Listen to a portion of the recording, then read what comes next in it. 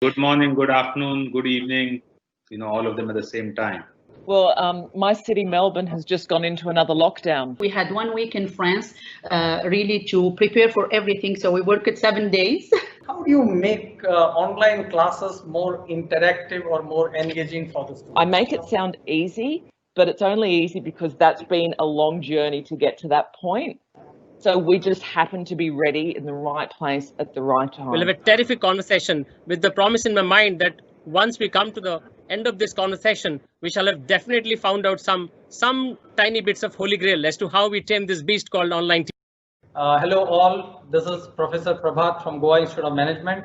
To say that I'm enthusiastically looking forward to this deliberation would be an understatement. What exactly is going to be the scope? Scope is three-pronged. Number one, we are going to talk about how this domain of education, particularly this sector of education, how it is going to be affected post COVID or as we are experiencing. So how new normal is going to affect.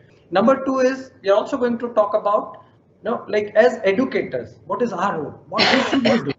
How should we be adapting? That's second point. And last but not the least, what are some of our expectations from our institutions, from government, let's say, so that education, institutions of education become sustainable.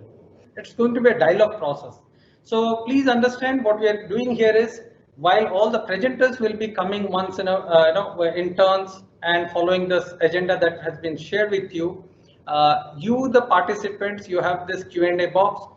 Please start pouring in your questions, but we'll address those questions only in the last 15 to 20 minutes time.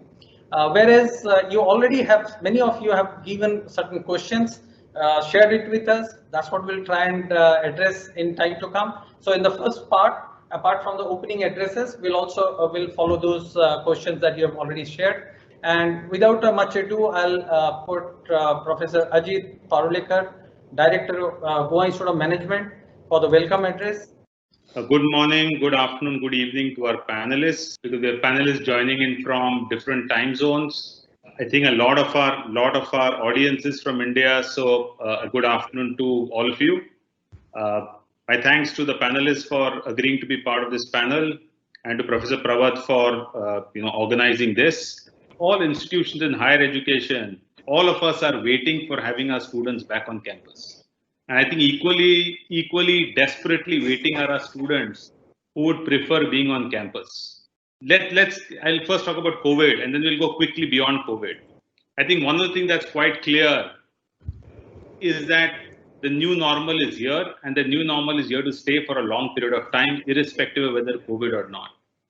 What's been really outstanding for most education institutions, especially higher ed institutions across the world, is the agility that they've shown. In as little as 2 weeks, institutions have been able to, completely go online, taking their courses online, taking virtually every aspect of functioning. So whether it is, meetings of boards, whether it is recruitment of faculty, whether it is new people joining on, whether it is research programs, executive education, full-time programs, institutions have also taken graduation ceremonies. They've been, it's quite surprising. I think every one of our higher education institutions have surprised themselves by this kind of agility that they've been able to demonstrate. And a lot of institutions who had an inertia towards going online now realize that it's not so difficult. Of course, when you look at, the new normal, there will be certain advantages. So when everyone looked at first going online, the first part was to get a desperate act of at least taking your classes online. And all of us have gone through this learning experience. You cannot replicate what you do in a physical classroom. If you try to replicate it, in the same way online, it's not going to work as well. There are certain distinct advantages that remote instruction provides. And that's something you're going to work to your strength. There are, of course, going to be a lot more, advantages that having students on campus, the kind of co-curricular experience, the kind of social experience of being on campus. What you need to do is those things that get left out, how are you going to replicate them? How do you bring them back to how do they bring them back in this remote education way of functioning? Let me talk about a couple of things that, to start off, when we're welcoming you on some things that I think, we should look as significant advantages that are going to be there for a long time to stay. Analytics is something that you would have, which online provides, which we must try and incorporate in the way we incorporate, non-verbal feedback that you would get when you're active, live, talking to students in a class. And therefore, as time goes by, technology, including analytics, technology, including multiple different kinds of features that are a hallmark of, or that are a lot more easier to implement online, those are things that should transform the way, higher ed delivery happens. And therefore, we must look at, as a new normal, I think physical space use as well as online on a continuing basis. The blended learning that we've been talking about over a long period of time, I think, this will help us to go at least a couple of steps forward in this particular direction. The advantages that you have when you have a distributed classroom, you're breaking across space barriers, you're breaking across, of course, partly time barriers. We have right now people from different parts of the world, and importantly, also breaking across cost barriers.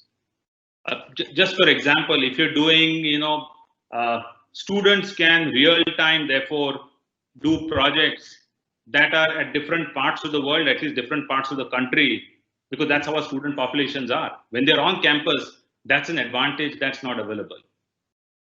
So what I do think is the new normal is something that we must experiment with right now, the new age experiment with, and then look at what are these aspects that should now become an integral part of the future, even at some point in time. I know right now it is, it looks very difficult to have, students coming in all the numbers on campus. Looks very difficult at this point in time. But even when that does happen, I think there would be a lot of the lessons and a lot of the experiences that we've learned at this, point in time, which we can incorporate in, in the longer term. I look forward to, what the kind of interesting insights that we have our panelists bring from their parts of the world. We also know that the challenges as well as the opportunities and the readiness that different parts of the world have are going to be remarkably different, partly to do with the kind of, the way that they are structured, partly to do with the kind of technological progress that they have, partly to do with the kind of, geographical spread of students that they have, and also where their academic calendars lie at a particular point in time. For example, all of us in India, when the first lockdown happened, before that, most business schools had already completed the entire year. So you didn't have to worry about, we had something like 3 months to prepare for the next batch of students coming on board. So admissions were done. The earlier batch had already completed class, whereas that was not the same case at other parts of the world. So I'm looking forward to hearing from our panelists who come from different parts of the world. Happy learning. Thank you, Prabhat. Going forward, I realize that I have not introduced my panel members, but of course we had, in the invitation card we have mentioned. So what I'll do is to take the proceeding further. I'll put Professor Dora to begin with, then followed by Professor Andrea, and next to go in live would be Professor Sunil. And just 1 or 2 lines about yourself and your experience as you went, you got started with this new normal. Professor Dora. Thank you, Prabhat, for inviting me today to discuss about our experience, but also about my opinion regarding this new conditions within higher education. And thanks to all the audience for their attendance. What I can say about the new normal, in my opinion and my experience, if we talk about the new normal of the education system, let's say that this new normal started already a few years ago, because when we talk today about the new normal and going online, we talk about the digital tools, okay? So the digitalization, we put it in the heart of our education system for many universities. And in my case, for example, at KEDGE Business School. So since few years now, we start already using more and more different digital tools and changing a little bit our education system, how we are teaching, the different tools we are using, the different pedagogy, and adopting a different way, step by step. So we say that, I mean, with the COVID crisis, it was for sure quite surprising because it surprised all of us, and it happened suddenly. So we had to quickly get over the situation and to handle with the teaching online. In this case, it's not about some courses online and the other ones in class, but it was moving and switching in very short time. In 1 week, we had 1 week in France really to prepare for everything. So we worked 7 days a week to prepare, to check the different important points that we need to go through. So if we ask ourselves, do you think education system will be affected? Of course, the education system will be affected. And I think that the digitalization helped a little bit already, as I said before, these last years, that we switch more easily than before. Let me mention some aspects that we need maybe to focus on, and any institutions and university in the world to focus on these aspects when we are going to talk how to switch or what's the new normal in terms of education system.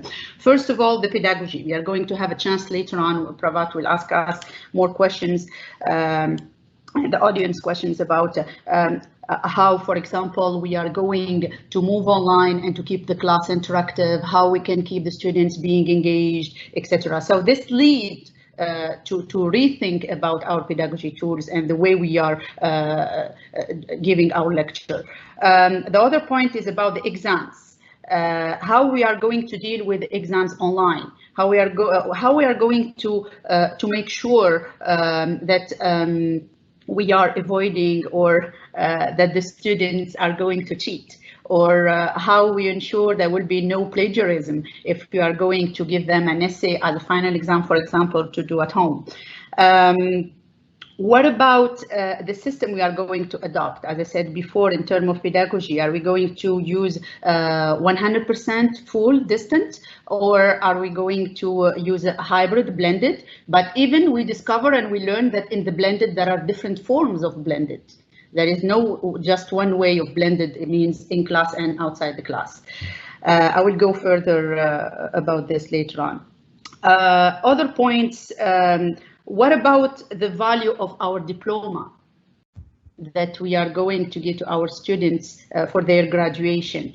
If we go totally online, step by step in the next years, are we going to change or rethink for sure about certain new criteria that the international institution, they need to base their evaluation of the value of the diploma as well? The students are at the heart of our work, of our job, and this education system.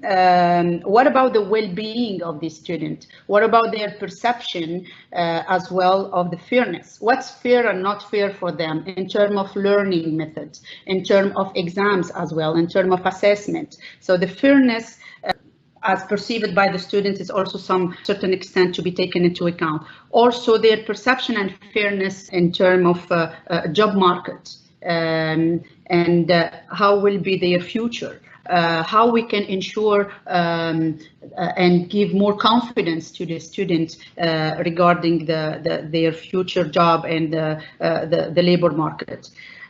So all this lead to a lot of reflection. For sure, today we are not going to find all the best solutions. I mean, we are going to share experiences later on. Maybe we are going to discuss about the case of my school and what did we plan for the next year and the next semester in terms of method, in terms of pedagogy, and taking into account all these points. One key point that I noticed and I learned from this experience of the COVID is also about the training of the professors. Not all professors are well motivated to go online. Not all professors can adopt different methodology and pedagogy to adjust their courses. So all these aspects need to be taken into account. Quite well taken, Professor. I'll just put Professor Andrea right now on live, and same question to you, Professor Andrea. So my experience is actually quite different because I'm in a country that has few traditions. I'm at a university that has few traditions because it's new. And when you don't have traditions, it's so easy to innovate because there's nothing holding you back from doing things differently. So we've always been at my university. Digital has been part of our DNA from the very beginning. And I'm the program director of an MBA that was 50% online to begin with. And I've been teaching online since 2007. So I was ready to lead that program, and my team were ready because we went through a big digital transformation piece in the past 2 years, whereby 50% of our classes would be online, 50% face-to-face. All I needed to do was send an email around to my team and say, right, we're flicking the switch. We're going from 50% to 100%. Can you do this? What do you need? And they said, we can do this. Now, it was a case of having to build the plane while we were trying to fly it, because this was happening in the middle of trimester. But I'm fortunate enough that my team and my university has always put students and pedagogy at the centre, so that we actually developed a community of practice where we all work together. Anytime you had a problem, you posted it online. We'd crowdsource solutions amongst us, you know, forming a group of people to say, right, what are we going to do with online exams now? Our response was, if you can get rid of exams, get rid of them. We're going to do assignments and we're going to do reports instead. For those that need exams, right, we'll put you over there, we'll sort that out. So it was kind of divide and conquer, and we all came together as a big team in the business school. And that's what really worked, because we just had a spirit of wanting to work together, because we've always had the students at the centre of our experience. So I make it sound easy, but it's only easy because that's been a long journey to get to that point. So we just happen to be ready in the right place at the right time. Thank you, Professor Andrea. Before I call in our good friend Professor Sunil on board, I couldn't resist myself that when you put students at the center, so many things become easier. With that note, let me call upon Professor Sunil, and I believe if I know for sure, XLRI in India has been one of such institutions which has always been traditional, but at the same time they have always remained way ahead of their time. So, but more about that we'll talk in time to come. But to begin with, Professor Sunil, your perspective. Hello. Yeah. Experience is not what happens to a man. Experience is what that man does to what happens to him. And that's exactly what we need to be doing as a community of professors across the world, as a community of educators in the business of education and learning. So when we are forced to literally tame this beast called online teaching, and which is staring in our eyes right across the globe, I think the time has come to shift the mechanism of teaching from teacher-oriented to one of student-centric approach, which probably others have talked about. So thanks, Professor Kar, for inviting. This is great to be with all of you, Dr. Andrea, Dr. Dora, and the Honorable Director, Goa Institute of Management, Dr. Ajit Parulekar, who happens to be the host. I'm extremely excited to be sharing something which I personally have been doing, and of course, the community that I'm part of has been doing for quite some time now. And in the next probably less than an hour's time, we would be taking all the questions from our esteemed participants, and I'm sure we'll have a terrific conversation with the promise in my mind that once we come to the end of this conversation, we shall have definitely found out some tiny bits of holy grail as to how we tame this beast called online teaching, and I'm pretty confident about it. Let's get started. Thank you, Professor. So without much ado, started with the question and answer session. And at this stage, before I pose the first question, let me just state one pointer for all of our audiences. Please note here, we are all, this the audience, you are no lesser than the panel over here, right? That's because I've gone through your profiles as you registered, I know for sure. So while we are grappling with this new normal, as probably Professor Sunil put it across, that's a new beast out there. How do you tame it? If at the end of next 40 minutes time, at the end of this deliberation, if we end up raising some more question, more doubts, if we end up answering only a few of the answers, I feel we would have still achieved the purpose, because in one session of 1 hour, probably you could never address this whole issue. And but that's let's make a beginning. It's a community we are trying to set up, and so that you can freely come across without being bothered about peer reviewness of it, if I may put crack a joke in these difficult times. And so be a little informal and yet take up some issues which are of very important to all of the professors. Okay, so to begin with, what I'll do is I'll try to get into the nitty-gritties a bit. How do you make online classes more interactive or more engaging for the students? So I'm starting with you, but I'm sure there's a question which is going to be for all the faculty out there, as I see those questions been published. So that's what it is. How do you make it? Of course, you have already said, I believe, in your introductory statement, Professor Dora, that there is no single way, but anything that has really worked for you. That's a very interesting question that we cannot, reply to it in just a few minutes, but I'm trying to make a quick summary of the key points that are going back and forth. During this period of time, let's say.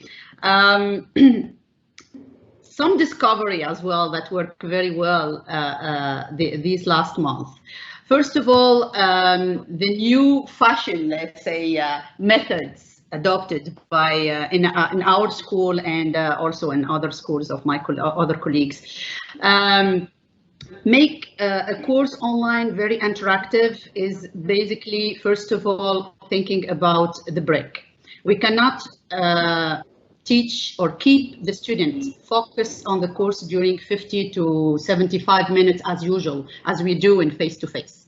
So when I say giving a break, it's not going outside the, to switch off or giving every 15 minutes break means that the professor can give a talk for 10-15 minutes, and after ask students questions, for example, ask them a question and ask for their feedback, give them maybe 5-10 minutes and ask them to go online to look for some information.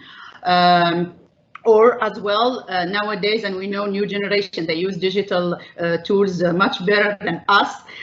So they are very, very at their ease when they are using Collaborate Ultra or Zoom or Teams. So we can ask them easily to do some group work and to after do some videos or to make some presentations. So all these different tools, and we have among many others, okay? It's very important as well to ask for student feedback. This is another point, which is you can say that it's supposed to be common in face-to-face, but it's much more important when we are online, especially at the end of the session or the beginning of the next session, in order to adjust your course to the mastery of your student, which is very important. How did you perceive? What did you understand? What you didn't understand? How did you like what we did last week? So this is also very important. Think out of the box with new methods could be as well, because so often we ask the question, can we still do some games even if we are teaching online? Yes, we can. For example, there is a website that called Kahoot. I don't know if everybody knows this one, K-A-H-O-O-T, that you can ask the student to build up their game, but you can also build the game and play with the student as well during your office hour or during the class. And then you can, for example, to encourage them to give a bonus to the 3 best winners, for example. Other point, for example, encourage students to self-assess as well themselves by giving from time to time, each 2 sessions, for example, a 10-question quiz that you can use LMSS, for example, to assess themselves and then you help them by picking up the wrong answers and trying to orient them to read, for example, a chapter or a short article in order to improve what they were missing in the answers. Professor, I'll put on Professor Sunil right now on track.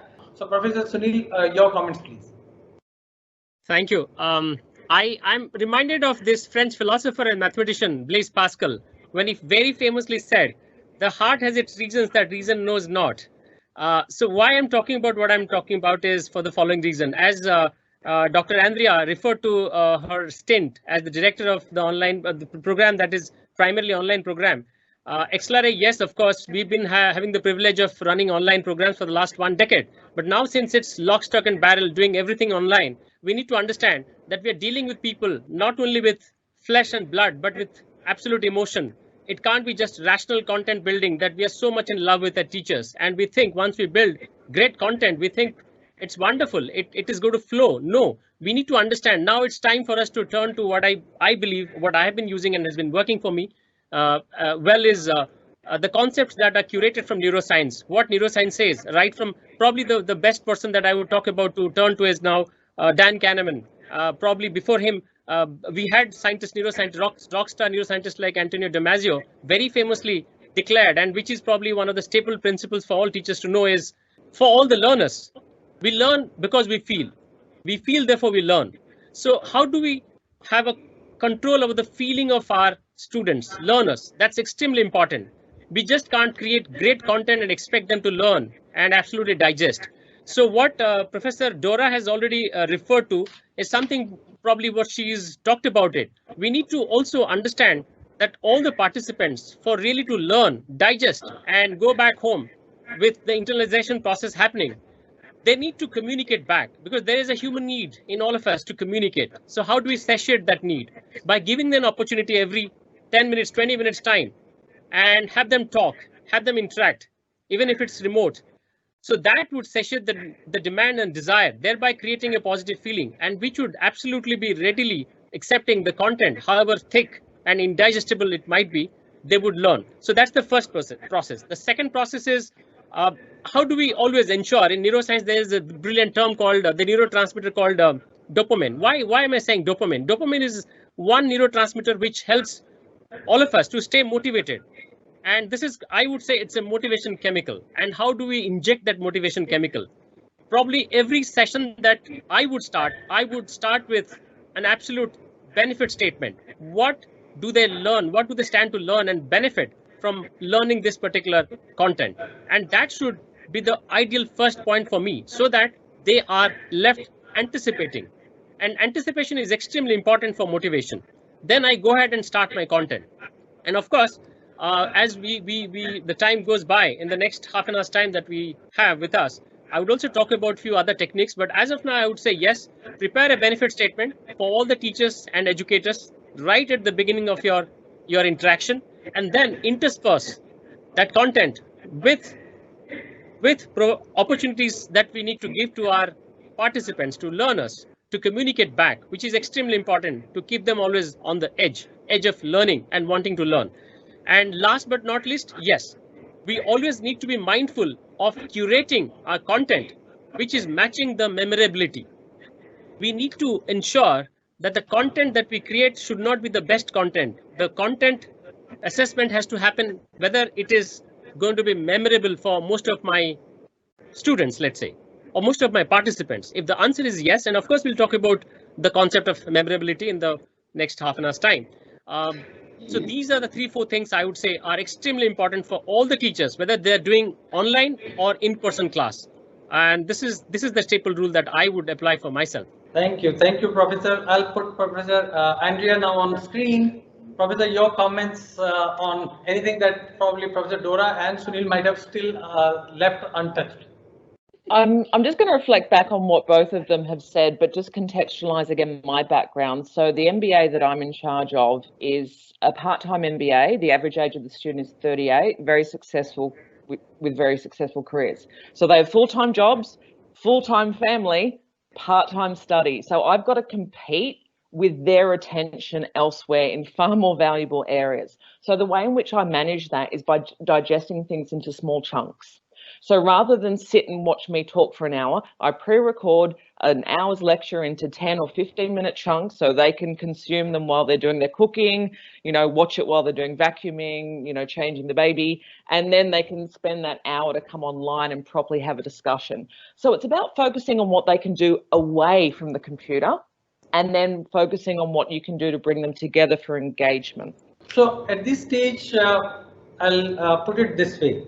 If you have been audience, if you've been listening to our guests so far, you'll realize they're talking about using innovative technologies like Kahoot, which is kind of a you know, you can always go and download it from, let's say, Google Play Store and stuff like that. If you are using, let's say, Team or whatever platform that you're using, I always keep on saying, or at least personally I believe, your content mastery or content delivery is definitely important, but at the same time, your familiarity with your technology is equally important to deliver a good online class. Take that point further, Professor Sunil brought in this whole idea about you know, owning up or managing students' feelings rather than just the content. I mean, content has to be great. The management of the technology also has to be there. But at the same time, ultimately, they should synergize and ensure that the students of our students are actually getting hooked onto that idea. And last but not the least, as Professor Andrea says,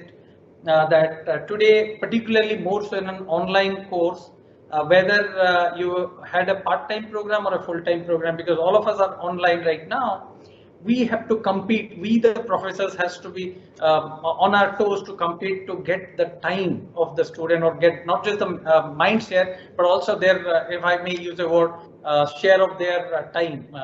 Now, going forward in the next segment, what I'll do is I'll try to quickly pick up some of the questions. A lot of great questions have come in. One of the questions from Professor Abhishek Ranga, and he's talking about this idea of distributed classroom is probably depriving our students of peer learning.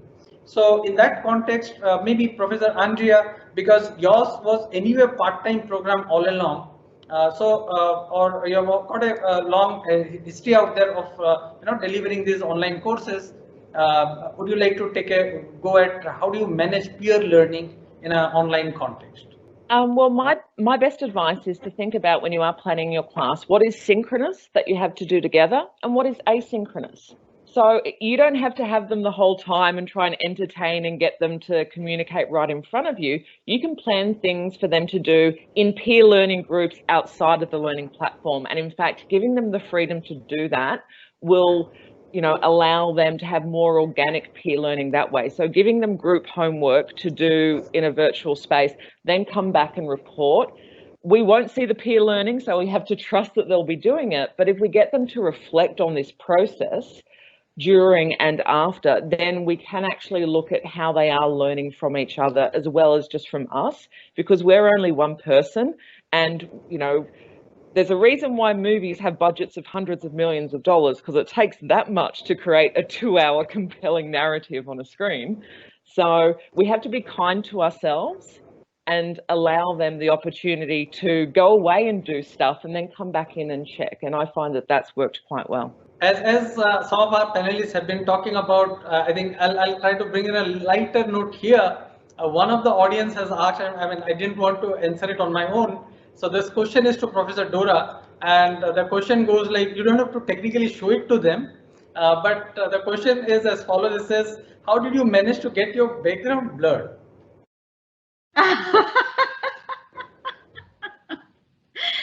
That's on Teams. You go on the 3 dots here, other action, and you have show the back, and you can press there and you have a different option.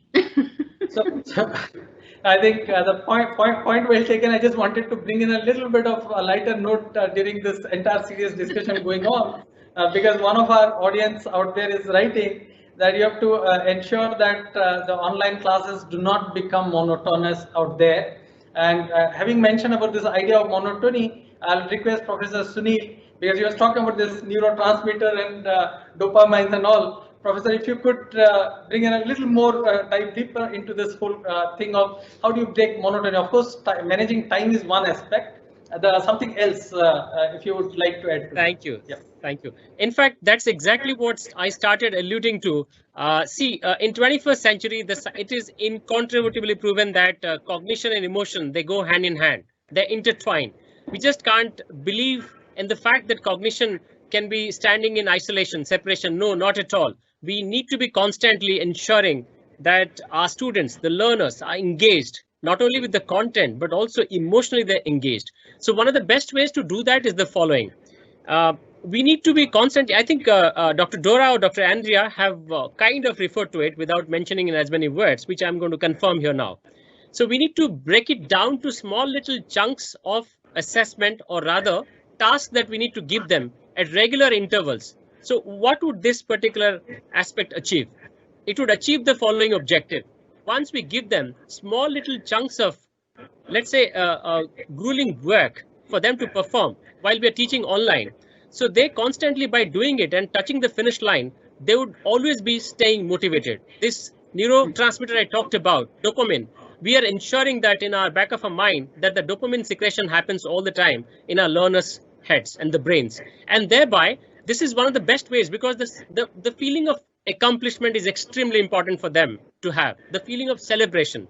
And these two, I believe this is the thumb rule. We need to be ensuring that sense of accomplishment, sense of achievement should constantly be fed to them, injected to them, so that they are staying motivated and learn more as we want them to learn more. So that's one part. The other part I would say is probably again, as a lot of neuroscience is telling us, break it down to not 1.5 hours time, 2.5 hours time of interaction, but the sustained engagement. They say, of course, the jury is still out in neuroscience, but they say it should be somewhere between 35 minutes to 45 minutes. It exerts a lot of mental pressure on not only the students, but also we also are fighting this anxiety. What is anxiety? The very reason that we are talking about here today. I think all the esteemed participants, why are they here?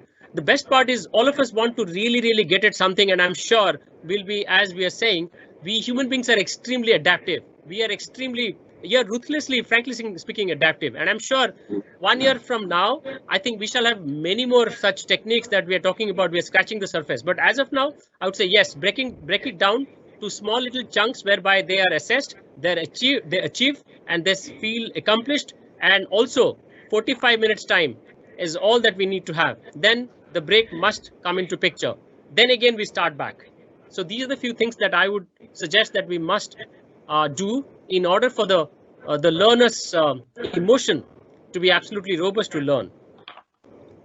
Thank you, Professor. I'll put Professor Andrea on the screen right now, because we have been talking about this assessment thing, and I've got a question to you. Maybe you can talk about your experience, Professor. Of course, Professor Sunil has already mentioned quite a bit of it. He has stressed upon, and I would request you to just deliberate a little more. In your school or in your program, is it about digitization of the assessment process, or is it digital assessment? Let me clarify what do I mean. So are you still bothered about, that no copying and stuff like that? I mean, the authenticity of the exam, or are you trying to test them for the, the knowledge itself? Yeah, please. I mean, that's one reason why we tried to get rid of exams, to avoid that. And ultimately, we were worried that we'd have students in a room having a cottage industry of doing all the exams together, and that was really hard to do. So we, as much as possible, emphasised short or long answer, qualitative answers wherever possible. But if you're, accounting and finance, there's only so much you can do. So we had timed exams to hopefully give them not enough time to collaborate. But even then, there's no foolproof way, in the same way that even in face-to-face, we can't always guarantee that they're not going to be looking after one another. So again, let's be kind to ourselves and realise that these are problems that have been part of higher ed as longer than we've existed. They're just a little bit different now. Thank you, Professor. I'm putting in Professor Dora right now, and I've got a very interesting question for you. I mean, the same question will go back to even Professor Sunil, because I want to bring in two different countries' perspective here. The question is is there an ideal class size for the blended learning, or let's say online courses? Because there is at one end you have got the MOOCs, and if it is synchronous, then you need to have a balance. So your perspective on the IT class size, Professor. As a professor in HR and OB, let's say why I insist on this, because that's different if we are teaching accountant, if you are teaching finance, if you are teaching management leadership, Andrea. So that's totally different, and that's different in terms of what do you include in your class in terms of assessment, in terms of pedagogy tools, in terms of or material you would like to use during your session. If we talk about the size, based on my experience, even with 35-40 students online in April, I did this April, and it went extremely well. We were really surprised that students at 8 o'clock in the morning were all on time. And we were, I will not hide from you the fact that we were a little bit weird with the situation, etc., that maybe they are not going to be interactive because, you know, the psychological, way of certain students, they are not all the same, they will not all perceive the way, the teaching online in the same way, and they were really interactive. I tried, in 1 week, I had to readjust everything, to delete, some ways using play roles, etc., and face-to-face, so I delete all this and adjust the course in order to have a lot of quizzes, a lot of interaction, a lot of questions, etc., and they were very happy with that. Even I tried to share the session within the different groups with different topics, ask them to take a break and after to work in a group and after to come back, and I was available, of course, during the whole time of the session online to answer their questions related to the project I asked them to work. So the size 35-40 could go very well, even for group work. Okay, thank you. Professor Sunil, a quick comment on that part, because in India, 35, I would believe most of the academic leaders would be up in arms against already. Yeah. Thank you. You know what? Having been in this business of executive education myself and teaching leadership as part of my job, one thing I have learned, and I'm still learning, and I think I'm going to share that with you, is there is no magic bullet number here. I would still further go down to 30. Why 30? Because I started my conversation with the statement that every human has a need to communicate. So are we meeting that need of communicating with our learners? So when the MOOCs, let's talk about the MOOCs, the massive online open courses, when people claim that with the new normal, the online teaching being the new normal, the concept of teaching will not face any kind of compromise, I think they should be put to lie detector test. You know what? That's what I would say. I must tell you, when there's a huge audience whereby there is no possibility of the teacher-student engagement at an emotional level, how do you ensure that this is not going to be watered down? It is 100% going to be watered down as we are speaking today. I don't know about tomorrow. So for me, if tomorrow I were to really make it absolutely fruitful, I would have a session, online session with 30 students. Of course, I have to really pull up my socks because my life will be absolutely miserable because I'll have to do it thrice. So as Professor Andrea was saying, we need to be kind to ourselves. I'm sorry. I think we need to be brutal to ourselves to actually ensure that this has to happen. So I would say no, 30. 30 is, from my humble experience, 30 is the right number so that we meet all the demands of the transaction happening at the best possible neuroscientifically proven method. Going forward, I'll just make a quick observation here, and in the meantime, I'll also put Professor very quickly, Professor Andrea on, thereafter. Professor, there is a very pointed question at you on technology and use of learning technology specifically, if you could throw some light. But carrying forward this whole idea that professors we have been all talking about at the moment is, this class size versus engagement, right? So there is. I understand we don't have a there is not a bullet or a magic number out there. But that's what the nature of the game is. You have to figure out that is as professors, you are in the business of cognitive shaping. And now, can you do cognitive stepping at an individual level, or is there at a group of 10? Should it be at a group of 30? Should it be at 60? Of course, there cannot be any other number, but I think if you refer to the literature in, I think, organizational development and so forth, they predominantly talk about if it is the skill-based training, you can still, I mean, skill or maybe very mundane kind of a training, you can have a larger group. But the more,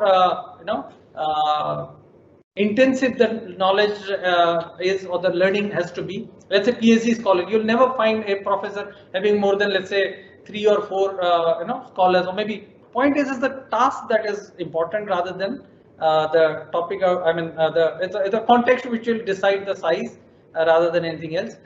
So coming for onto that next point, that is Professor Andrea, any anything you would like to share about learning technologies on specific? All I'd like to say is that we need to remember that technology is a medium. We use it to deliver information and a message. So we shouldn't just adopt certain technologies because we can. We need to sit back and think, do I need to use this? Because sometimes we throw so much at students thinking that we're going to entertain them that it can be distracting. So if you think, right, what am I trying to do? Then think, what's the best technology that I can adopt so that my information can be disseminated in the most effective way for the students to understand? So I think less is more to begin with. And once you've got those basics, then think, okay, do they need anything more or less? Think back to your discipline as well, because we all have specific disciplines and we know different things work in different approaches. So it's important to talk with your colleagues around, okay, if I want to do role plays, how can I translate role plays into online? Because I teach a qualitative subject, I can't assess students' presentations in a face-to-face way, so now I get them to make videos. So that's something that I've adopted to say, okay, I need to assess their communication skills. This is the only way that I can do it. But still, it comes from a place of I want them to do a presentation, not I want them to pick up a new piece of technology. So if we start with basics and think technology is the means to deliver information, then I think we're going to be less overwhelmed with our options. Thank you, Professor. I'll just make a quick comment here. I believe I'm kind of reminded of as this COVID-induced blended learning process started. Professor Sikant Dattar mentioning once, based upon their experience at Harvard, this is the minimum viable class. I'm just trying to paraphrase the point that Professor Andrea just mentioned there. So it's about the minimum viable class. So look into your technology and gradually keep on heading, because as even in, I think, OBHR, they talk about Heisenberg factor theory. Today, whatever is probably going to mesmerize or your student or challenge them or interest them, tomorrow it becomes the mundane. So maybe we professors also need to keep on updating ourselves out there. Talking about those issues, there is another aspect. There are at least 2 key aspects. I know time is running fast, but I would like to take up on 2 more questions. One is definitely to begin with would be the idea of how do you bring in even in this online. We have talked about a peer-to-peer learning, etc. But MBA education is not just about breakout room discussion and so forth. The field perspective, like students going out to the field and doing their project, etc. So any take on Professor Dora on this? If I would like to talk about the learning and relate to the future learning needs of the students, based on many very recent research within Harvard and among the top high-ranked university in the world, we talk a lot about the future as basically oriented to skill-based learning. We can relate this to the labor market. And there is, I think, one of the questions I saw on the right related to how the recruiter, they are going to perceive the online classes and how the, so I crossed some questions. Within economic market and the labor market situation after the crisis, for sure we are going, I mean, certain countries are going to be hit more than others in terms of crisis, financial crisis, and etc. The impact on the labor market with all what's going on now within companies. So this push much more than before than the past to take into account more the soft skills. which is something very, very important to take into account. And also saying that the learning has to be based on the skills to be developed. Means that when we are going to think about the learning goals of any course, of any program, we need to relate this to what are going to be the skills the students need to develop in this way, that respond to the market needs in terms of skills and in terms of labor to be hired. So this will influence a lot the recruiters. This will influence a lot the way we perceive the new education, the new normal education system, and the online. And so this switch is very, very important to in the future to take into account. Now, Professor Andrea on the screen. There is a one question, because I'm not very sure. Maybe I might have to, if you address it, that's great. Otherwise, if you would like to pass it on, I'll probably look at the other two panel members. I'm personally not very comfortable, taking up this question. How do you address the issue of depression in the era of uncertainty with respect to, let's say, learning, systems? And this, basically, it has to do with the student perspective. But do you have any take on this? I think that we realise that it's not just us as individuals that need to look after students. We need to have institutional support, and we're not trained to be counsellors. We can offer pastoral care, but often, faculty members deal with anxiety and depression as well. So I think it's important that there's open conversations. We articulate what avenues of support there are, but also realise that there are people who do have the professional background that we don't have, and consult with them about how we can get appropriate messaging, but also make sure that it's communicated throughout the university as well, that there are systems of support. And it's tough because we're isolated. Melbourne's just gone back into lockdown, and that does create additional mental health concerns. But there's no solution, but we just need to keep having a conversation so we can find solutions together. Thank you, Professor. So, Professor Sunil, I would like to do a very quick, maybe 1 minute crystal ball gazing. Where do you see, let's say, 1 year from now, the education to be changed? Thank you.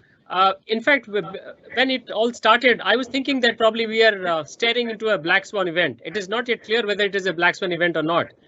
Maybe just another event which has hastened our transition to online teaching. Probably that's the way. And this question also has tremendous connection with the question that you asked Dr. Andrea, and she was trying to tell, and that's what exactly I would resonate also. We are not professional counselors. At the same time, as faculty members, we need to be, as professors, we need to be also equipped with the task of handling uncertainty.